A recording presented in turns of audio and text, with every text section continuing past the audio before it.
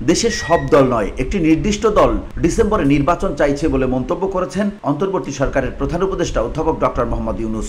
বৃহস্পতিবার জাপানের নিক্কেই ফোরামে ফিউচার অব এশিয়া শীর্ষক এক অনুষ্ঠানে বাংলাদেশের নির্বাচন নিয়ে প্রশ্ন করলে এমন মন্তব্য করেন ডক্টর ইউনূস। ঢাকায় রাষ্ট্র নিয়ন্ত্রিত টেলিভিশন বিটিভি ও বেসরকারি টেলিভিশনগুলোর প্রধান উপদেষ্টার এই প্রশ্নোত্তর পর্ব সম্প্রচার করেছে। নিক্কেই ফোরামের ওই প্রশ্নোত্তর পর্বে ডক্টর মোহাম্মদ ইউনূস জানিয়েছেন, অন্তর্বর্তী সরকার ৩টি লক্ষ্যে কাজ করছে। এগুলো হলো সংস্কার, বিচার এবং নির্বাচন।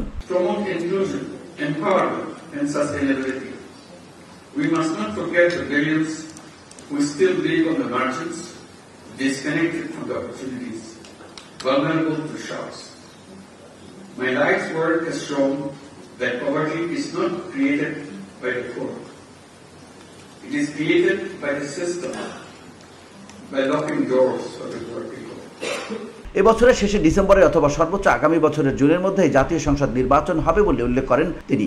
তবে সংস্কার কতটুকু হয়েছে তার উপর নির্বাচন অনুষ্ঠান নির্ভর করছে বলেও মন্তব্য করেন তিনি।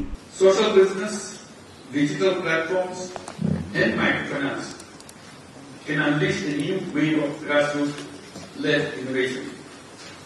I always encourage young people, do not wait to find a job.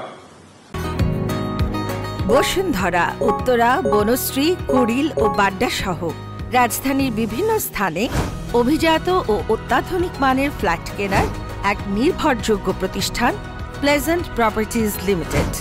তাই আপনার স্বপ্নের আবাসনের জন্য আজই যোগাযোগ করুন।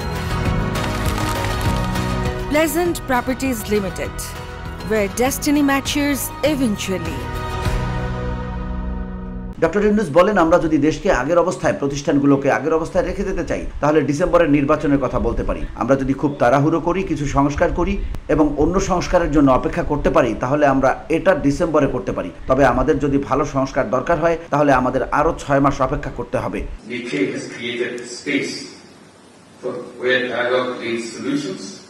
And where trust is not just a word, but a goal we work together.